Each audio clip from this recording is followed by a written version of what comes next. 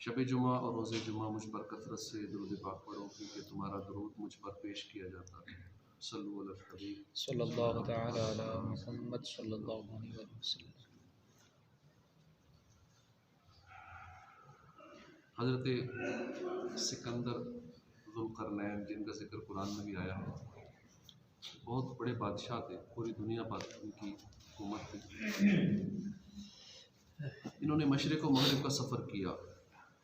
रिवायत में आता है कि एक मरतबा ये सफ़र करते करते एक ऐसे शहर में पहुँचे कि जहाँ के लोग इस तरह ज़िंदगी गुजार रहे थे कि उनके पास दुनियावी माल बिल्कुल नहीं था, और उन्होंने कब्रें खोद रखी थी और खाने के लिए भी उनके पास कुछ नहीं था, बस सब्जियां, घास वगैरह, सब्ज़ा ये खा लेते थे, पत्ते खाते थे, पेट भर लेते थे।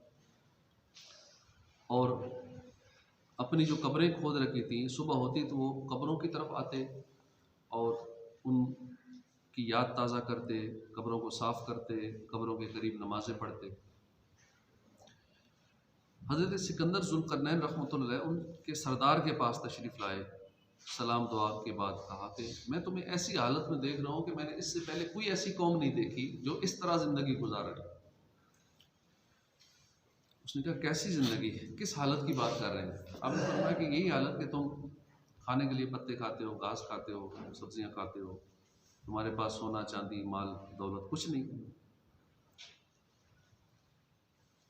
तो सरदार बोला कि हम सोना चांदी वगैरह जमा करने को बुरा समझते हैं, क्योंकि जिसे ये चीज़ें मिलती हैं वो इनमें मगन हो जाता है और आखिरत को भूल जाता है।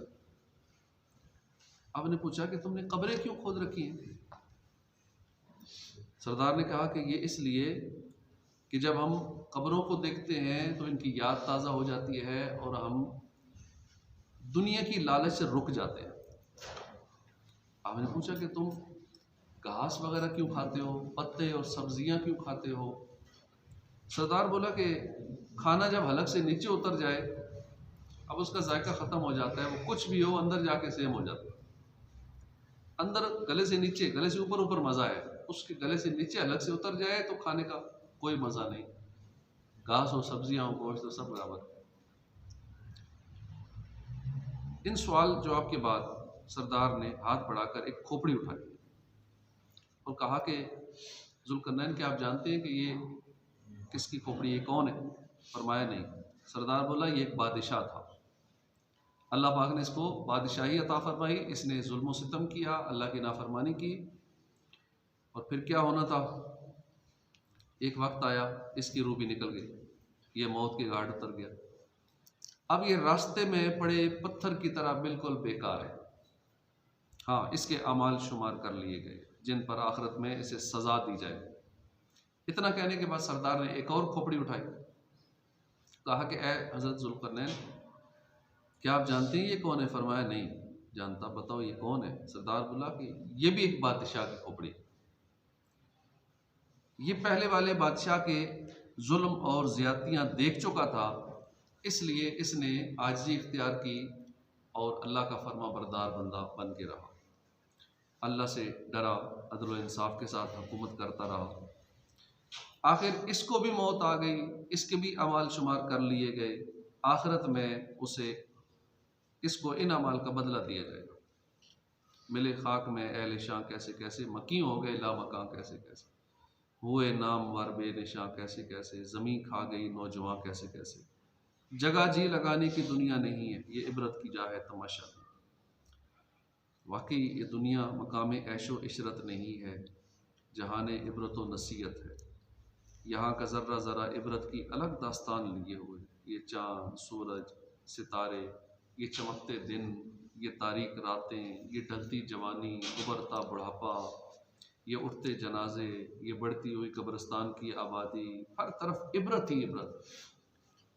यहाँ तक कि हमारे घर जहाँ हम रहते हैं, हमारा अपना वजूद, इस सब में इबरत है, सब में नसीहत है, अगर हम ये नसीहत लेने वाले बन जाएं।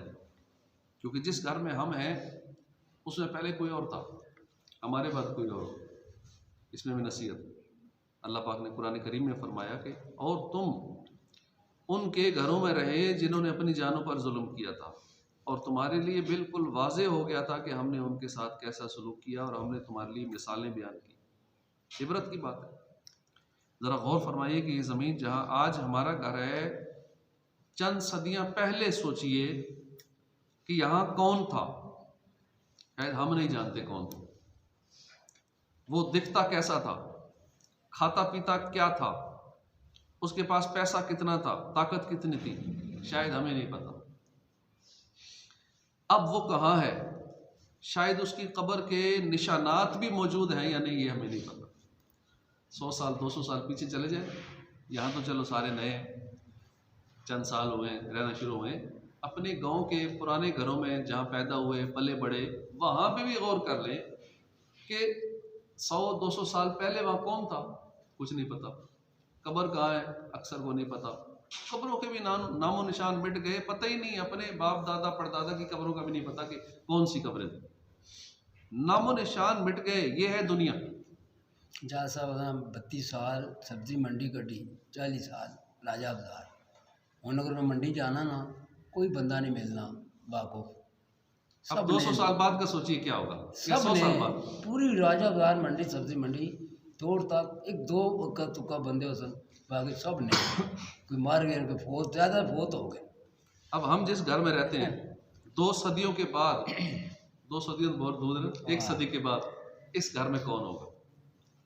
ये बच्चे भी बूढ़े होके शायद आगे चले गए होंगे सारे, क्योंकि 100 साल तो किसी किसी की ज़िंदगी होती है, कोई भी रहता है। तो ये सारे 5-10 साल 8-10 साल के हैं, 12-15 साल, तो 100 साल बाद शायद इन बच्चों में से भी कोई नहीं रहेगा। तो गौर करें कि जिस घर में हम रहते हैं 2 सदियों बाद कौन रहता होगा, वो कैसा दिखता होगा, लाइफस्टाइल कैसा होगा, हम नहीं जानते। उस वक्त हम कहाँ होंगे, वहीं जहाँ हमसे पहले वाले पहुँचे, हम उधर ही होंगे। शायद उस वक्त हमारी कब्रों के भी निशानात मिट चुके होंगे। जैसे आज हम इस दुनिया को ही सब कुछ समझ बैठे हैं, शायद हमसे पहले वाले भी यही समझते थे कि ये दुनिया सब कुछ है, और मुमकिन है कि हमसे बाद वाले भी यही समझ रहे होंगे। मगर हकीकत ये है कि ये दुनिया ना हमसे पहले वालों की सगी थी, ना हमसे बाद वालों की है, ना हमारी है, किसी की नहीं। ये बेवफा है। ये दुनिया पहले वालों के लिए भी धोखा थी, हमारे लिए भी धोखा है, हमारे बाद वालों के लिए भी धोखा है। ये तो खेल तमाशा है, बस आर्जी एक मुसाफिर खाना है, गेस्ट हाउस है, इसके बाद हमारी वापसी है। जो असल हमारा घर है, हमने वहाँ जाना। दुनिया के निज़ाम बदलते रहेंगे, टेक्नोलॉजी बदलती रहेगी। 100 साल पहले वाले अभी अगर दुनिया में देख लें हालात, वो हैरान रह जाए, ये क्या हो रहा है। ये बिजली और ये आज की टेक्नोलॉजी और ये टच मोबाइल और न जाने क्या क्या नए सिस्टम, और आज से 50-60 साल बाद क्या होगा कि बंदे हवा में उड़ रहे होंगे, गाड़ियाँ उड़ रही होंगी, न जाने अजीब व गरीब किस्म की टेक्नोलॉजी होगी, मेटावर्स, और न जाने वो क्या क्या जदीद सिस्टम आ चुके होंगे आइंदा फ्यूचर में। तो लेकिन रहना किसी ने भी नहीं, सारे वापस चले जाएंगे अपने असली घर, और यहाँ की हर चीज़ फना हो जाएगी। अल्लाह पाक हमें आखिरत की तैयारी करने की तौफीक अता फरमाए। आमीन बिजाह नबी अमीन सल्लल्लाहु अलैहि वसल्लम।